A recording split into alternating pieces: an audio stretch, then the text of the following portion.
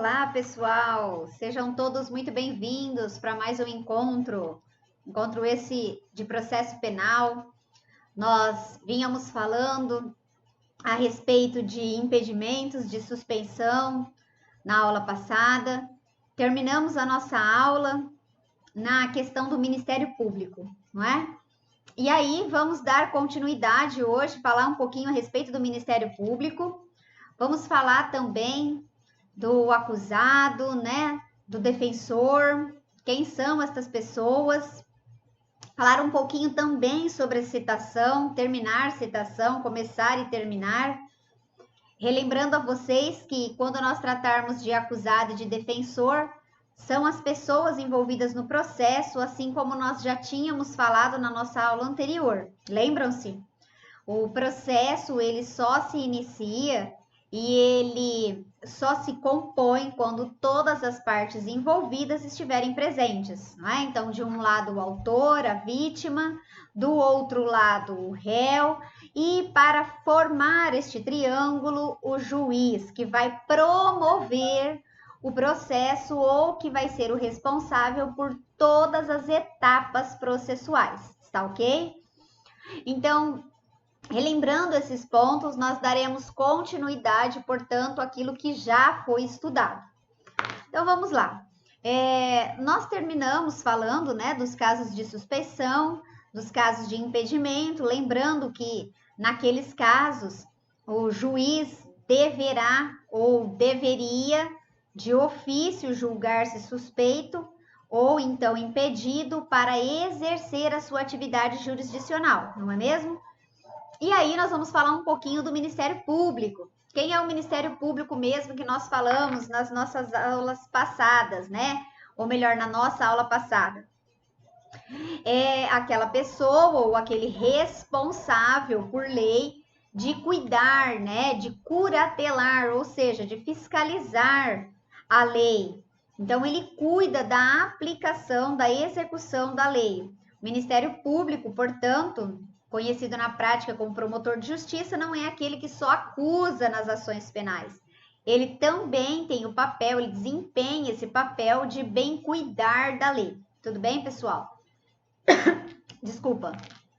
E aí nós vamos falar um pouquinho a respeito destas questões e falar também do papel do Ministério Público nas ações penais. Nós vamos ver que algumas ações penais, né, depender do tipo da ação penal, cabe ao Ministério Público promovê-las. Então, aquelas ações penais que não fica a cargo da própria vítima, né, querer decidir ou não representar o ofendido, aquele que lhe causou o mal ou o dano, fica a cargo, portanto, do Ministério Público, tá bom? E aí, nós vamos falar também um pouco a respeito dos impedimentos de suspeição do Ministério Público. Então, assim como o juiz ele pode ser julgado impedido ou suspeito de exercer a sua jurisdição, o Ministério Público também pode ser julgado impedido ou suspeito de exercer, né, este cuidado ou esta fiscalização em relação à lei dentro de um processo penal. Então, significa dizer que, assim como o juiz, todas aquelas hipóteses, todas aquelas situações que nós estudamos em nossa aula anterior, né, de suspeição ou de impedimento, também fica sujeito ao Ministério Público. Além disso, nós vamos falar um pouquinho do acusado e do seu defensor. Vamos relembrar que todas as vezes que nós falarmos de processo penal, não importa o crime, não importa o que o acusado veio a fazer, se ele cometeu efetivamente o crime ou se ele não cometeu o crime, se ele está sendo investigado. Lembrem-se que quando eu falei de processo penal, uma vez o processo penal tendo sido instalado, ou seja, uma vez o processo penal já sendo apresentado, há necessidade de o ofensor ou seja, aquele que realizou, que causou o dano, o réu, portanto, na ação penal, ele ter o seu defensor. Priscila, por quê? Ainda que ele tenha realizado um mal, sim, ainda que ele tenha realizado um mal. E por que isso acontece? Porque nós vimos que existe o princípio do contraditório e da ampla defesa, princípio este que é um direito e garantia fundamental previsto na Constituição Federal. Portanto, nós não vamos falar em vítima, né? Autor, portanto, e nem tampouco de réu, portanto, sem que ambos estejam representados juridicamente ou legalmente falando.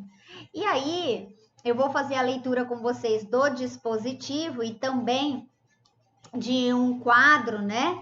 Para que vocês possam se recordar e fazer as anotações de vocês aí no caderno de vocês, lembrando do nosso combinado de todas as aulas, de sempre estar ao lado de vocês um material para anotações, um lápis, uma caneta, principalmente aquele grifa-texto, né? Para que vocês tenham aí em mãos, sempre à disposição de vocês, para trazer à tona e trazer à memória de vocês aqueles artigos e aquelas partes mais relevantes que eu chamar a atenção de vocês. Tudo bem, pessoal?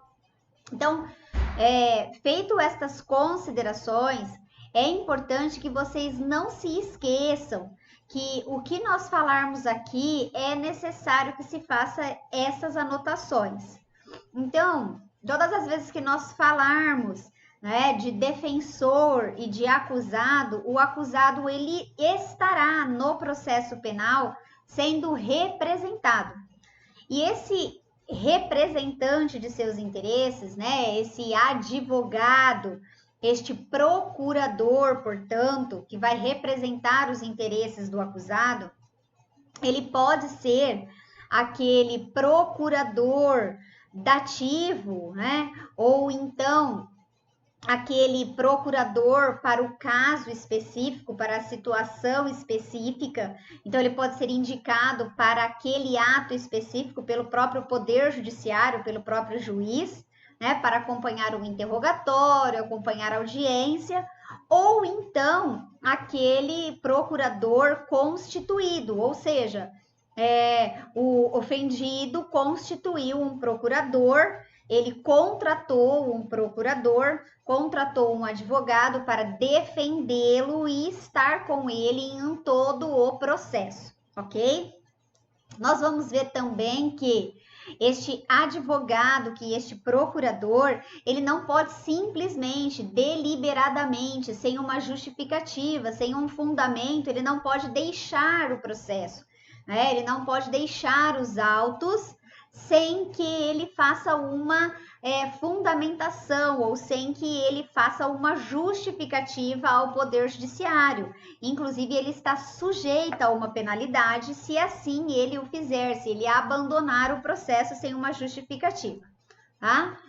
Então, vamos lá. Vamos começar aí com o artigo 257, ele já está em tela para vocês, para que vocês possam fazer a leitura comigo e acompanhar esta leitura.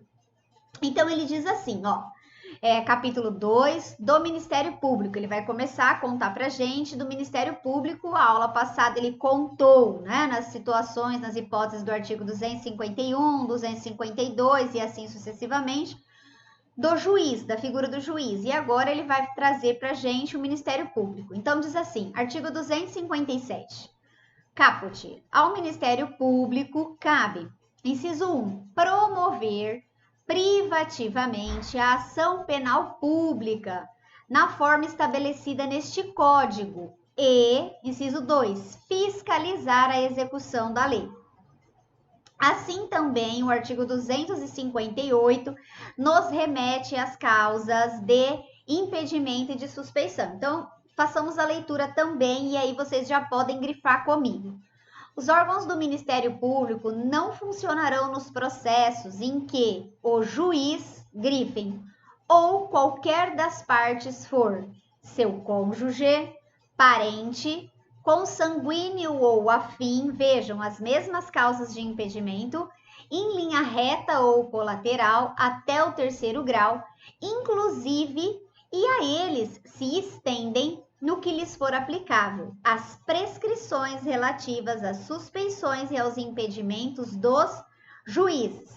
Então, quando vocês tiverem dúvida em relação às causas de impedimento e de suspeição, vocês farão a leitura dos dispositivos anteriores que nós vimos nas aulas passadas. Eles se aplicam, então, tanto ao juiz quanto ao Ministério Público, ao promotor de justiça. Está ok? Então, é esta a informação que a gente precisa aí guardar. Vocês percebam que o próprio dispositivo, né, o artigo 258, ele já trouxe para a gente essa informação. Vejam, olha, cônjuge, companheiro, parente, consanguíneo, afim, ainda que seja em linha reta, colateral, até terceiro grau, existe esse impedimento. Então, o mesmo raciocínio que nós vimos, né, em relação ao juiz. Afinidade, né? Lembra que eu contei para vocês? Primo, sogro, cunhado, colateralidade, irmão, linha reta, ascendente, descendente, tudo bem? Então, é o mesmo raciocínio, beleza, pessoal? E acima, no artigo 257, inciso 1, ele diz assim, ó, promover privativamente ação penal pública. Por que ele diz isso para a gente? Promover privativamente a ação penal pública. Por quê? Em direito penal, e mais especificamente no processo penal, nós temos dois tipos de instrumentos para inicializar uma ação penal. Então, nós falamos a semana passada, né? Nós falamos aí na primeira aula sobre persecução penal. Lembram-se disso? Que é a fase que antecede o processo penal. Ou seja, é a fase investigativa. Então, nesta fase investigativa, nós não tínhamos o processo, correto? E aí, o processo, ele se inicia de duas formas. Ou ele se inicia através de uma denúncia, ou ele se inicia através da queixa-crime. Então, vai depender de quem o faça, né? De quem se utiliza desse instrumento. Então, veja o que o artigo 257 conta pra gente. Olha, nas ações penais públicas, estas ações são privativas do Ministério Público, são privativas do promotor de justiça. Então, Priscila, que tipo de ação é essa? São aquelas ações que não são condicionadas à vontade da vítima. Então, não depende da vontade da vítima querer ou não iniciar com o processo. Isto é uma função específica e obrigatória do Ministério Público, ou seja, do promotor de justiça. São as ações penais públicas incondicionadas, ou seja, elas não dependem da vontade do ofendido. Tá? Isto acontece, Priscila? Normalmente acontece, né? Muitas vezes acontece. E por que isto acontece? Acontece, pessoal, por quê? Porque há alguns tipos de crime que não depende da vontade da vítima. Às vezes, e se não todas as vezes, não tem como a vítima comparecer lá no Poder Judiciário e intentar ou promover, através da queixa-crime, uma ação contra o agressor, por exemplo, crime de homicídio. Não teria lógica, né? A vítima já faleceu, ou seja, causa mortes, crime de homicídio, né? Então, cabe ao Ministério Público promover esse tipo de ação. E aí, se vocês quiserem anotar, eu acho que seria muito interessante vocês fazê-lo, né? Nessa situação. Então, pessoal, eu gostaria que vocês se atentassem a esse quadro que eu coloquei aí à disposição de vocês quando a gente fala, né, dos tipos de ação. Por quê? Quando nós fazemos a leitura do artigo 257, que nós fizemos ainda há pouco, ele nos diz que compete privativamente a ação penal pública ao Ministério Público. Então, o que é a ação penal pública? A ação penal pública, ela pode ser de duas espécies. Então, vejam o que eu coloquei para vocês aí. Ela pode ser ação penal pública incondicionada ou ação penal pública condicionada. Ainda anteriormente, a ação penal, ela pode ser privada. Então, sempre que nós pensarmos em ação penal, essa ação penal ela pode ser pública ou privada. Então, vocês vão se recordar do seguinte: todas as vezes que nós tivermos uma infração penal, um delito, né? Uma ofensa ou um ilícito, nós teremos dois tipos de instrumentos. Falei há pouco para vocês.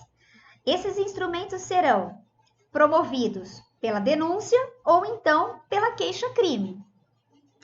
Se nós tivermos a denúncia, esta ação penal possivelmente vai ser chamada de ação penal pública.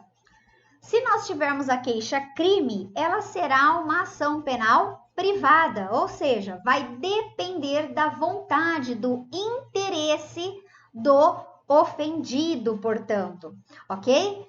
Então, vejamos.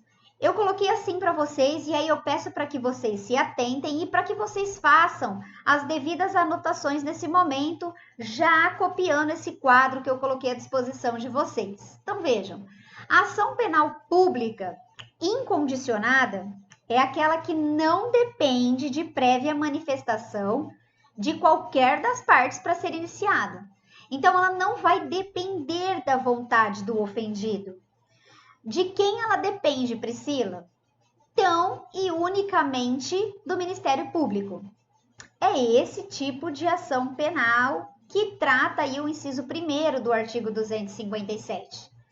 É esta que tem que ser promovida pelo Ministério Público, pelo promotor de justiça. Então, vamos lá, mais uma vez. A ação penal pública incondicionada, ela não depende de prévia manifestação de qualquer uma das partes para ser iniciada.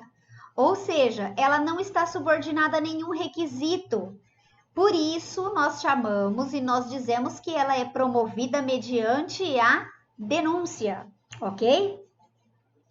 Quando nós estivermos diante de uma ação penal pública condicionada, ela é condicionada à representação do ofendido, ou seja, dependendo do tipo de crime. Priscila, como é que eu vou saber isso? Isso, quem pontua e quem traz os pré-requisitos é o Código Penal. O que a gente precisa saber para a sua prova? Somente essas informações que eu estou colocando aí à disposição para vocês no quadro. Quando ela for condicionada à representação do ofendido, isto significa dizer que esta representação é um instrumento formal, ou seja, é um instrumento pelo qual o ofendido deve dar início ao processo. Então, é um instrumento formal, só inicia a ação. Ou então, condicionada à requisição do ministro da Justiça.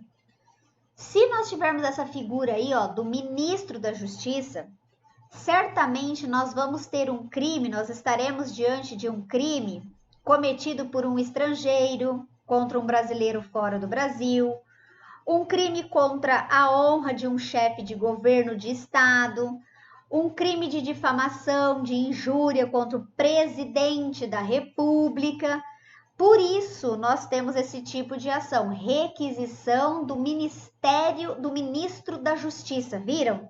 Então, é algo superior, ou seja, é algo de extrema importância, ok? Então, nós só precisamos saber esta subespécie para este momento. O que é uma ação penal privada? Uma ação penal privada, vocês vão guardar comigo.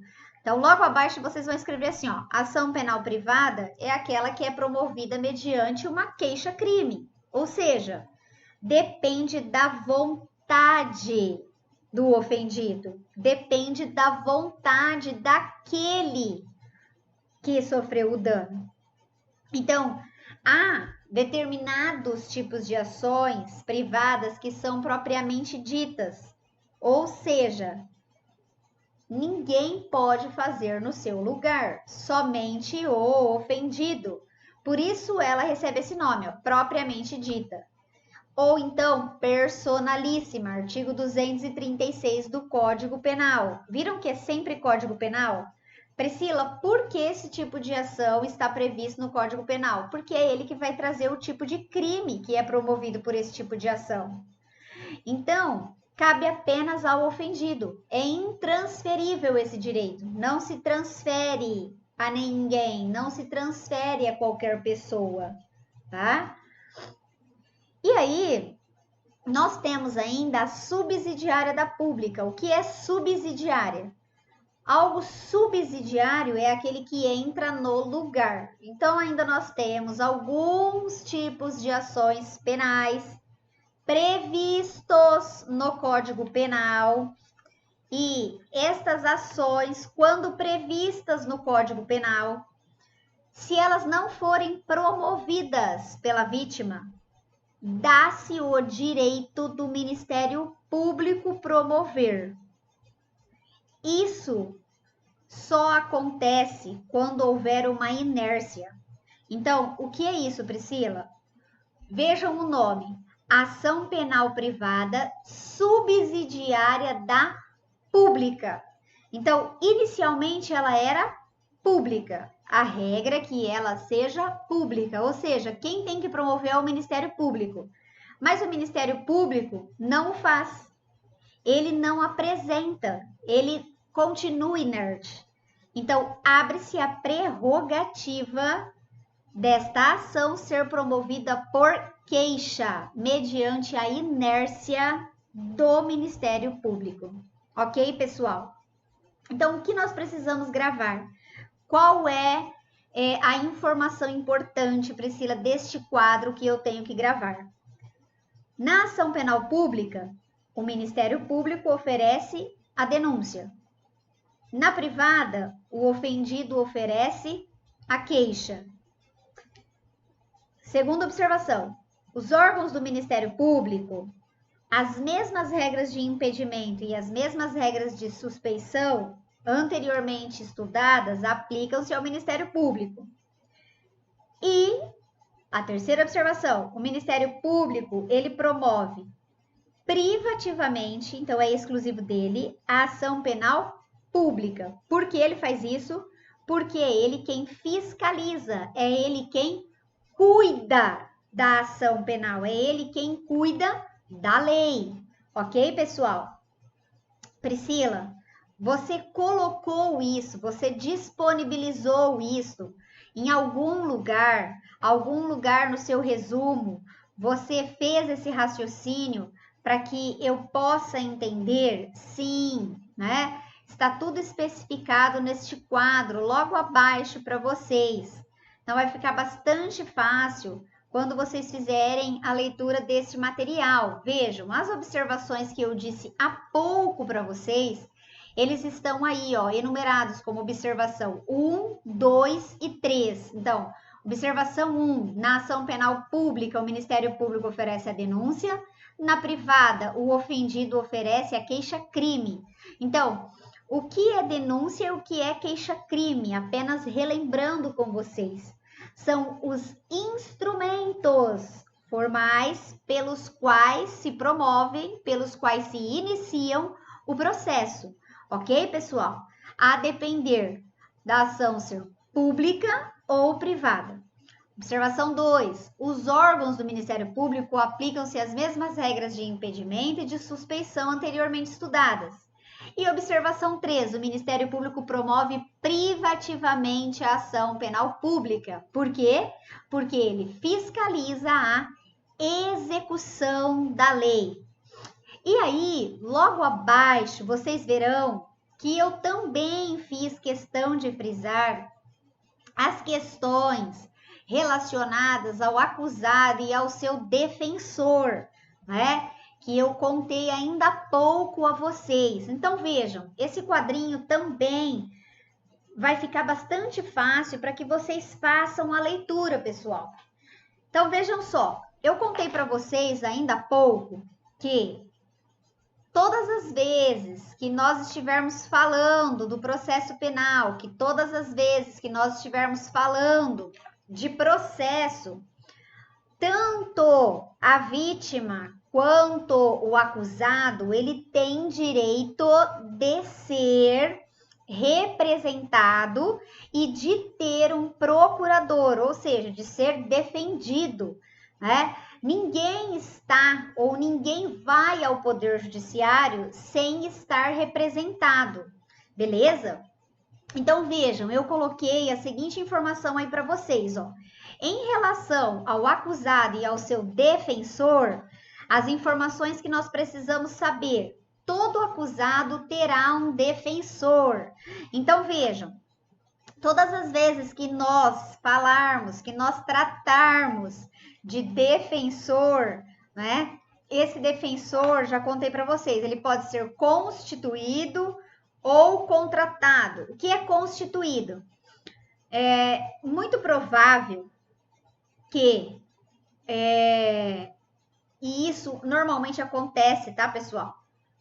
Nomeações feitas em nome de advogados que têm o seu cadastro nos órgãos, né, da OAB ou em defensoria. Por quê? Porque se aquele acusado não puder contratar um advogado particular, ele terá então e ele poderá buscar um advogado, né, constituído. E esse advogado vai defendê-lo. Priscila, quem paga esse advogado no caso? É o próprio Estado, né?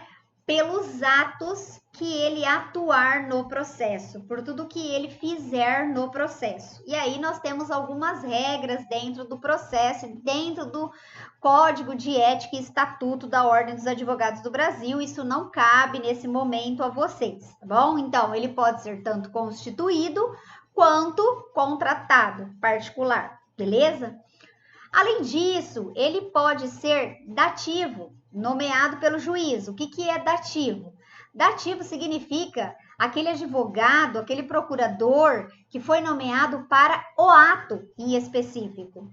Priscila, o que significa isso? Significa que aquele réu, aquele acusado, ele está naquele momento, naquele ato de audiência, né? Naquele ato de comparecer ao juiz para prestar um depoimento, e ele está desamparado.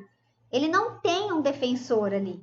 O que o juiz faz? Olha, eu nomeio, né, um defensor dativo. Nossa, isso existe essa possibilidade? Sim, né? Normalmente nós advogados sempre tem em todo órgão judiciário. Então, se nós formos até o Poder Judiciário, fórum da sua comarca, da cidade onde você reside, onde você mora, você vai perceber que dentro deste órgão tem ali uma sala específica da OAB, né? Que é o órgão da nossa categoria, né? Eu digo nossa porque eu sou advogada. Então, nós pertencemos à Ordem dos Advogados do Brasil. E nesta sala sempre permanece um advogado plantonista. Esse advogado ele pode ser nomeado, né, como advogado dativo para acompanhar o ato. Tudo bem? E aí, o que eu coloquei para vocês ali de informação, ó, o advogado não poderá abandonar o processo, a menos que exista um motivo relevante para tal. Então, eu disse a vocês ainda há pouco que se eu for abandonar, se eu for sair, se eu for deixar a causa, então eu não posso deixar o meu cliente, eu não posso deixar o acusado, aquele que eu represento, desamparado, ou seja, ele não pode permanecer nos autos, no processo, estando sem um defensor, né? E aí eu coloquei informações para vocês, ó, se abandonar ficará sujeito a multa, a penalidade, lembra que eu contei para vocês ainda há pouco? De 10 a 100 salários mínimos. Então, vocês grifem essa informação e nós vamos fazer a leitura já do dispositivo. Além disso, eu coloquei uma outra observação para vocês. O advogado deve provar o impedimento para atuar até a abertura da audiência. Então, suponhamos, pessoal, que esse advogado também tenha percebido que ele não pode, né, atuar nesse processo como defensor daquele acusado por determinado impedimento. Então, ele não pode, porque ele tem interesse na causa, porque ele é amigo íntimo, ele tem algum impedimento. O que é necessário fazer? Ele precisa, então, demonstrar, fundamentar esse impedimento até a abertura da audiência, né? Até que as partes compareçam para a audiência. Tudo bem? Como nós fazemos isso? Nós fazemos por um termo em escrito, tá bom? Sempre por escrito. Além disso, eu coloquei uma outra observação para vocês, ó. A atuação do advogado ocorrerá por procuração, que será dispensada se o acusado indicá-lo quando for interrogado.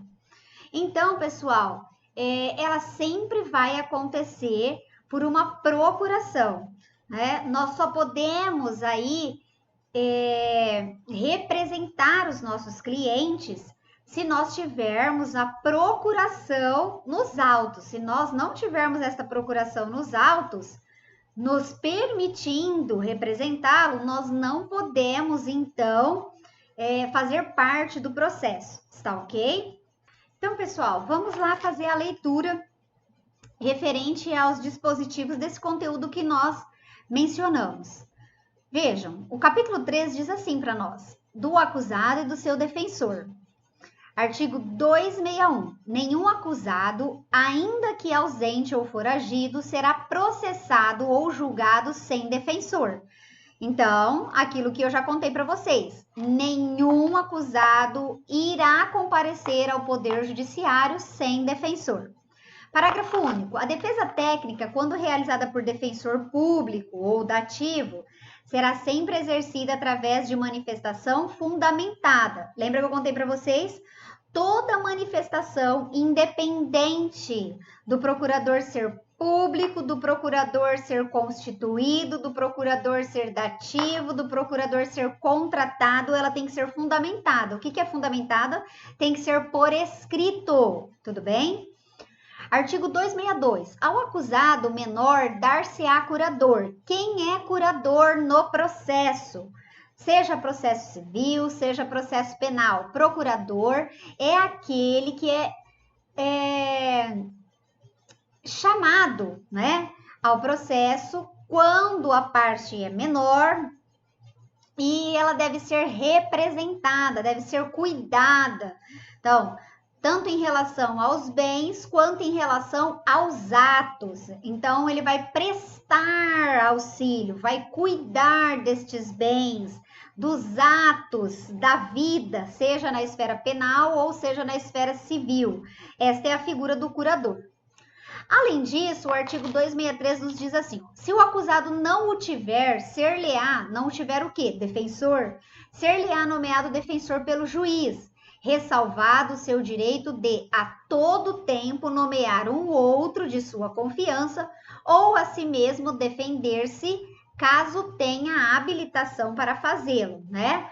Então, é muito comum o advogado litigar em causa própria, defender-se, né, em determinados casos. Isso pode? Pode.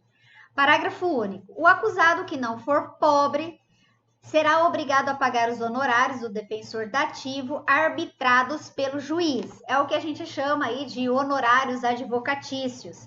Então, é lógico, né? Se eu contrato um advogado, entende-se por bem, e o Poder Judiciário assim também pensa, e tem o mesmo raciocínio, que se eu tenho possibilidades de constituir um advogado particular, eu tenho também de fazer os seus pagamentos, né, de honorários.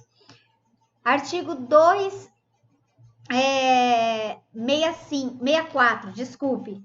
Salvo motivo relevante, os advogados e solicitantes serão obrigados, sob pena de multa de 100 a 500 mil réis, é lógico que a gente precisa atualizar o Código de Processo, a prestar seu patrocínio aos acusados quando nomeados pelo juiz.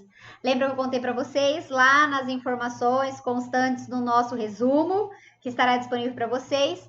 Questão de multa, questão de abandono do processo, então aí está a multa.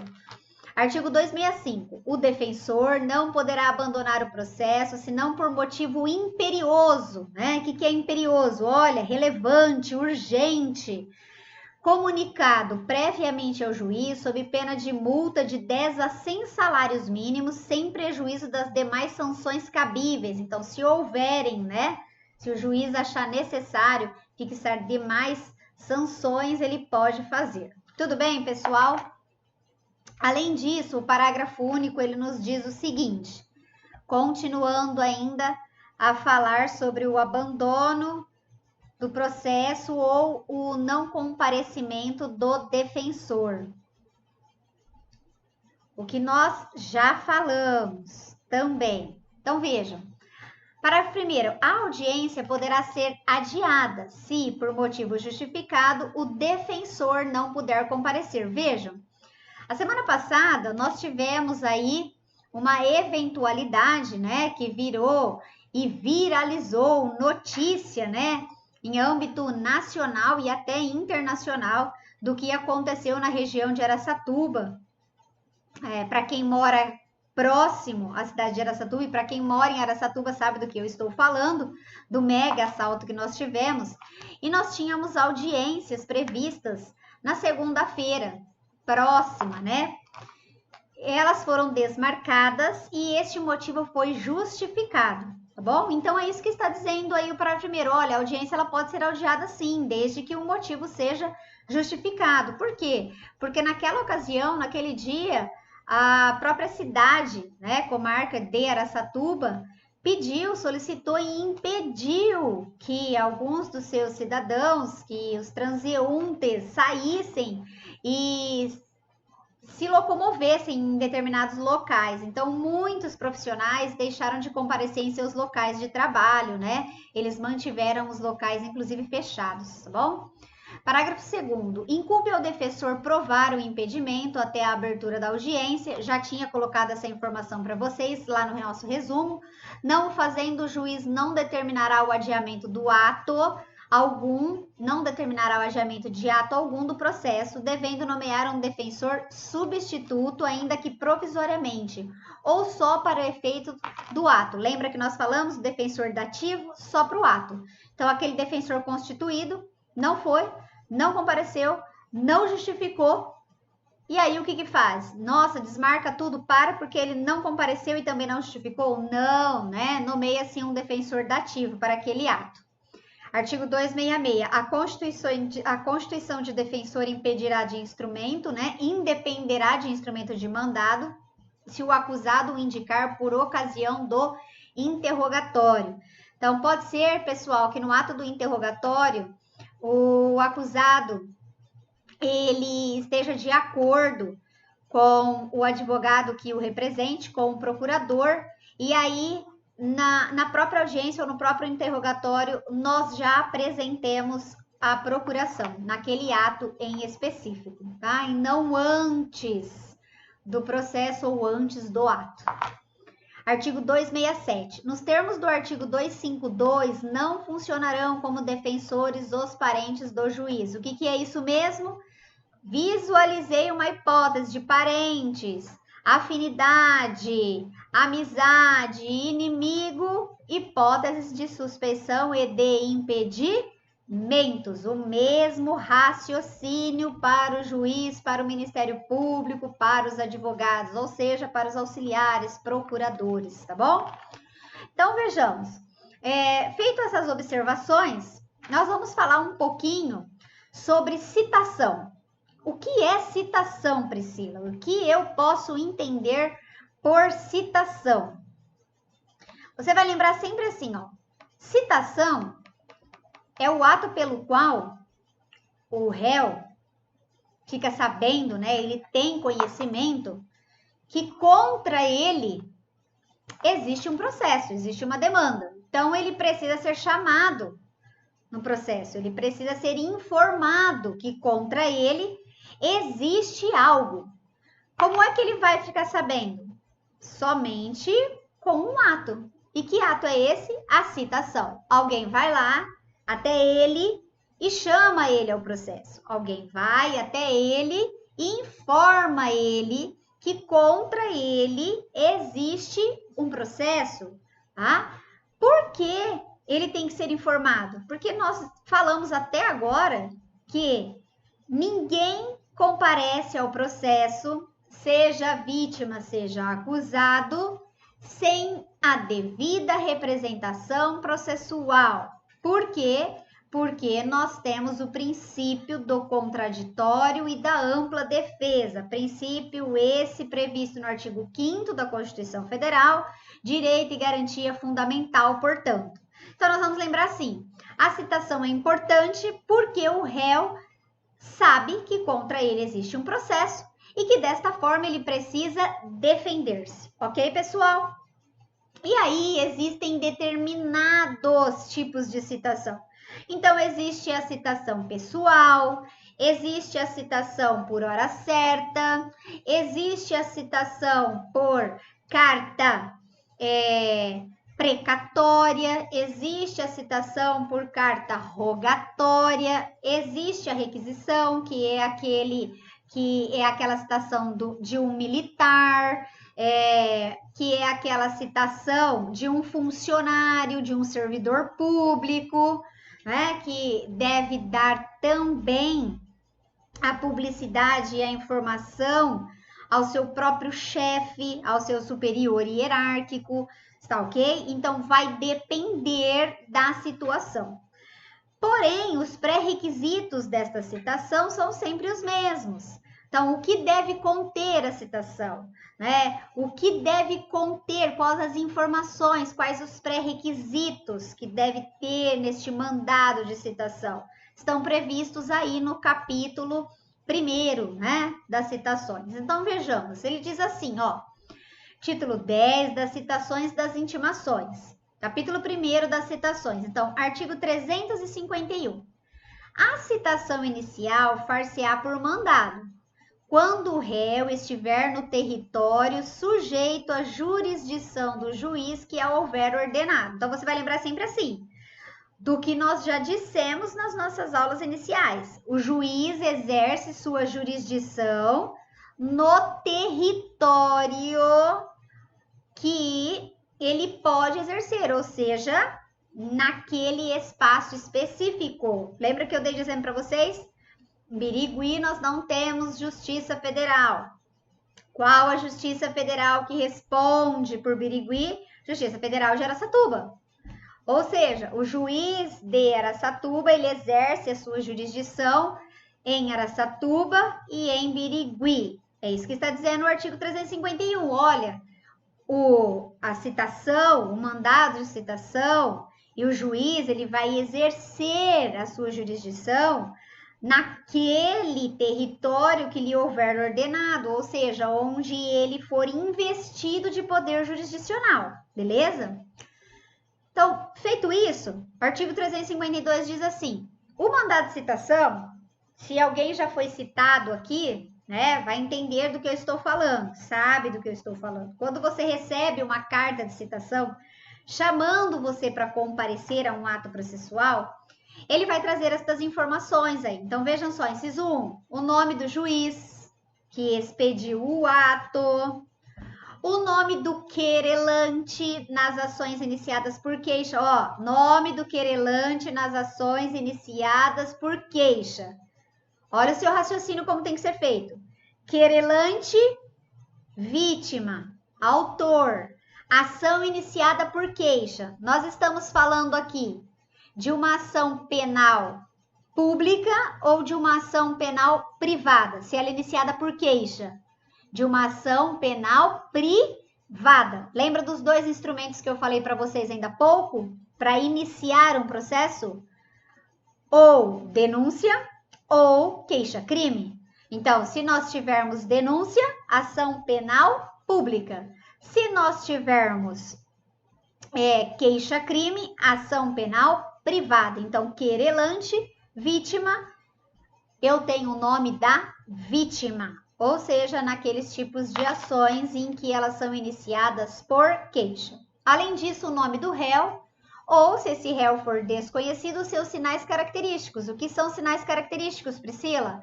Cor da pele, altura, cor dos olhos, né? Se for possível identificar. A residência do réu também, se for conhecida, então, endereço. O fim para que é feita a citação. Então, para que a citação se destina? Para comparecer em audiência?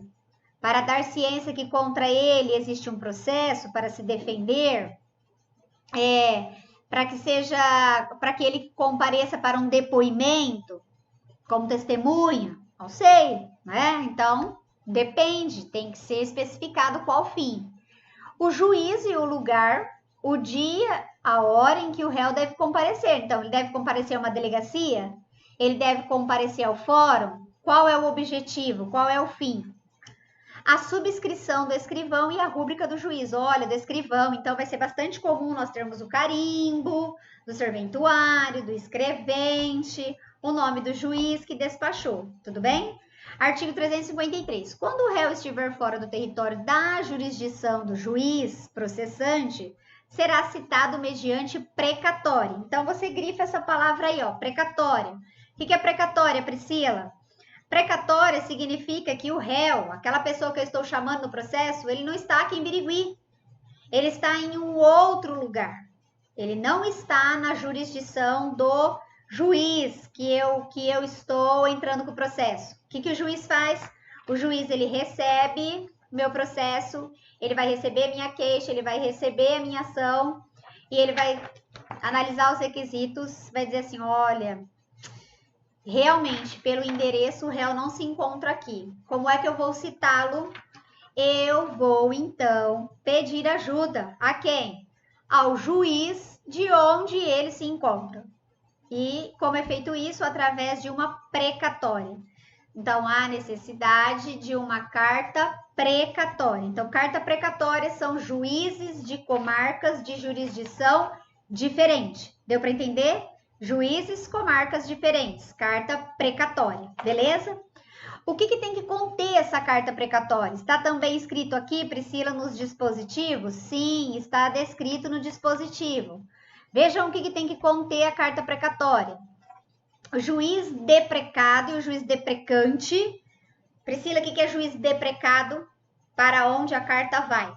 Juiz deprecante, o juiz que está mandando, que está encaminhando. Ó, gerúndio, deprecante, encaminhando. Então, aquele que está encaminhando e para aquele que será encaminhado, deprecado. Inciso 2. A sede da jurisdição de um e de outro, Birigui, Araçatuba, Birigui, Penápolis, Birigui, Alto Alegre, não sei, né? O fim para que essa citação é feita, então, qual é o fim? Especifica. É para comparecer, é para se defender, é para ir a uma audiência? Qual é o fim para que ela se destina? O juízo do lugar, o dia e a hora em que o réu deve comparecer. Então, tem que ter dia, tem que ter hora, tá bom? Artigo 355. A precatória deve ser devolvida ao juiz deprecante, aquele que mandou, que pediu, independentemente de traslado. Traslado é ciência, né? Carimbo, correio.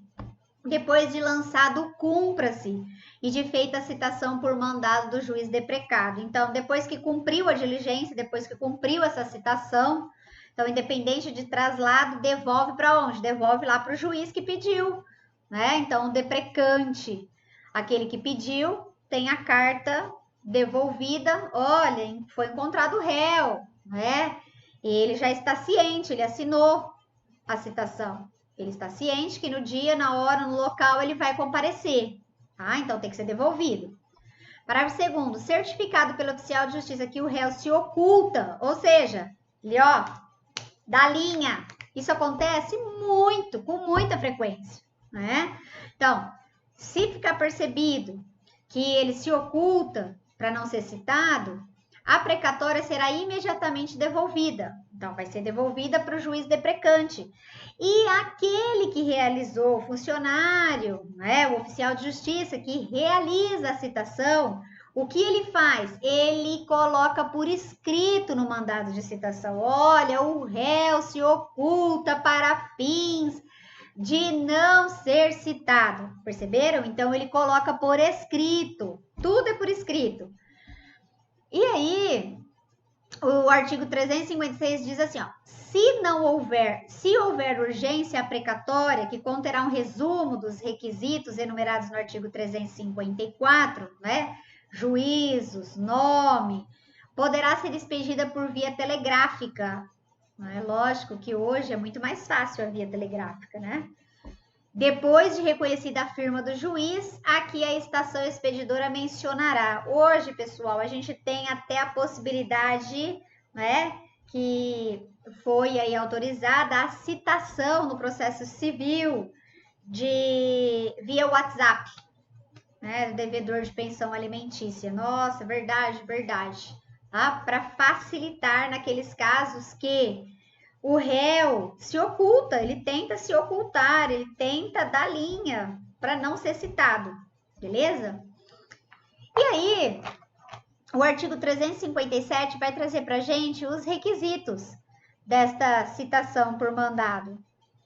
Vejam. Todas as vezes que o oficial de justiça chegar para citar esse réu, o que ele vai precisar fazer? Ele vai precisar fazer a leitura. Então, aqui, se tem algum colega, alguém que já foi citado, ainda que para comparecer como testemunha, né? É muito comum e é regra que o oficial de justiça, quando ele realiza a citação, ele o faça, né? Justificando a que ele veio e ele faça a leitura desse termo de citação. Então, é o que está descrito aí no inciso 1, ó. Leitura do mandado ao citando pelo oficial e entrega da contrafé. O que é contrafé? É cópia. Então, uma cópia do mandado fica com aquele que está sendo citado. Por quê? Porque senão ele não vai saber. Já imaginou? Ó, meu querido, no dia tal, do mês tal, ano tal, você está sendo citado para comparecer, tá? Nesse horário. Ah, legal, muito obrigado. Você acha que ele vai comparecer? Não, né? Ele não vai comparecer. Então, ele fica com uma contrafé, ou seja, com uma cópia do dia, do horário, do local e o porquê ele está sendo citado. Além disso, no inciso 2 diz assim, ó, declaração do oficial na certidão de entrega de contrafé. Vocês vão perceber na prática de vocês, do dia a dia, quando vocês estiverem em mãos, dentro do processo de um mandado de citação, que o próprio oficial de justiça, ele escreve na contrafé, foi citado, foi entregue cópia, ciente do dia, do local, né, escrito por extenso, tudo isso, e da aceitação, inclusive, daquele que está sendo citado. Tudo bem, pessoal? E aí, logo abaixo vem a questão do militar, que eu disse a vocês ainda há pouco, ó. A citação, artigo 358, a citação do militar far-se-á por intermédio do chefe do respectivo serviço.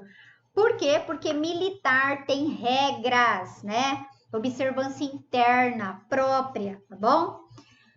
O artigo 359 diz: o dia designado para funcionário público comparecer em juízo como acusado será notificado assim a ele como ao chefe da repartição. Então, se o caso, se nós tivermos no processo um acusado e ele for funcionário público, servidor, o chefe da sua repartição também terá ciência desse fato. E o artigo 360 vem nos trazer aí uma informação bastante óbvia. Se o réu estiver preso, ele será pessoalmente citado. É claro que sim, né, pessoal? Se ele estiver preso, obviamente ele tem que ser citado pessoalmente. Vocês já imaginaram outra forma de citá-lo? Existe a citação por edital. O que é citação por edital?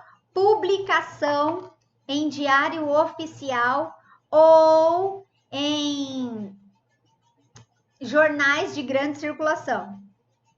O preso, ele tem acesso a esse tipo de informação? Não, né? Lógico que regra é que ele não tenha. Muitas vezes os presos têm mais informações do que nós mesmos que estamos livres e soltos. Eu sei disso, mas nós estamos estudando o direito objetivo, está ok? Então, todas as vezes que nós estivermos diante de um réu preso, o réu preso ele é citado pessoalmente.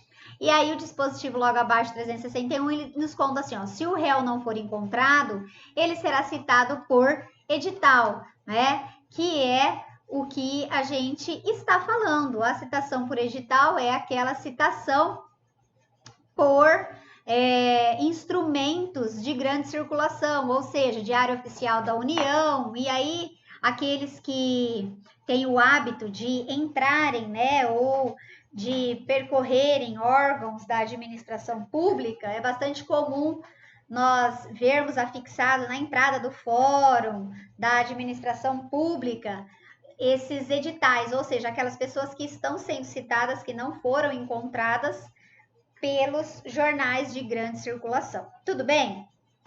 Feito a leitura desses dispositivos e lembrando e se atentando a prazo de 15 dias, eu gostaria de fazer com vocês a leitura do resumo que eu fiz para vocês em relação à citação do quadro, portanto, tá bom?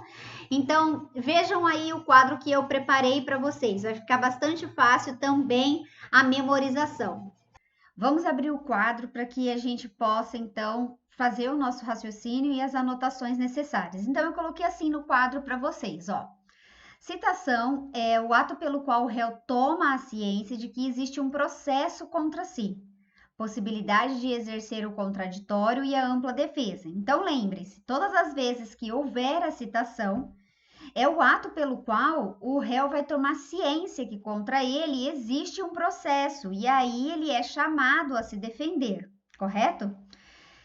Abaixo eu coloquei todas as espécies de citação para vocês, para ficar mais fácil a visualização. Então eu coloquei assim, ó, citação real é aquela feita por oficial de justiça, a citação por carta precatória, lembram-se? Então, são comarcas diferentes. Então, a necessidade que o juiz deprecante oficialize, né? Ao juiz deprecado para que ele realize, então, a citação. Então, coloquei aí embaixo para vocês, ó, carta precatória, 2 comarcas diferentes. Ou então por carta rogatória. Carta rogatória são 2 países distintos, 2 países diferentes. Carta de ordem são cartas entre tribunais. Então, tribunal inferior, tribunal superior. Priscila, o que significa isso? Tribunal superior, tribunal inferior. Dentro do Poder Judiciário, nós temos uma hierarquia. Então, nós temos o fórum, né? Poder Judiciário aí de primeira instância. Nós temos os tribunais de justiça. Nós temos os superiores tribunais de Justiça e nós temos o STF, Superior Tribunal Federal. Então, isso é uma hierarquia.